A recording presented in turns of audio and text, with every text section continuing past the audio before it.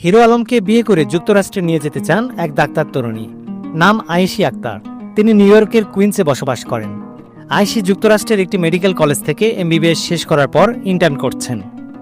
বিষয়টি গণমাধ্যমে হিরো আলম নিজেই জানিয়েছেন। তিনি বলেন, আয়েশির সাথে আমার অনেক আগে থেকেই পরিচয়। আমার সাথে হোয়াটসঅ্যাপ এবং মেসেঞ্জারে নিয়মিত কথা হয় তার সাথে। আমি যখন সংসদ নির্বাচন করি তখন আয়েশি আমাকে আর্থিকভাবে সহযোগিতাও করেছিল।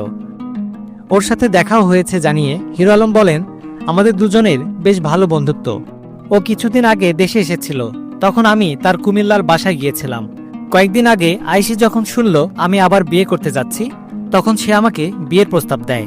বলে, তুমি আমেরিকা চলে আসো, আমি তোমাকে নতুন জীবন দিতে চাই, আর ওসবের মধ্যে পড়ে থেকো না।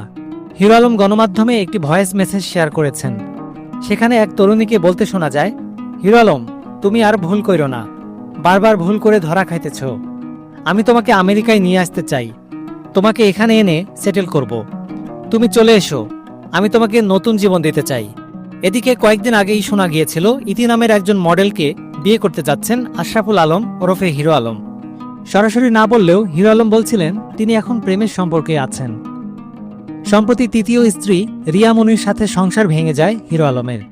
অভিযোগ, মনুষ্য বাবাকে নিয়ে হিরো আলম হাসপাতালে প্রায় 1 মাস অবস্থান করলেও স্ত্রী রিয়ামণি তার বাবাকে দেখতে আসেননি, এমনকি বাবার লাশও দেখতে আসেননি।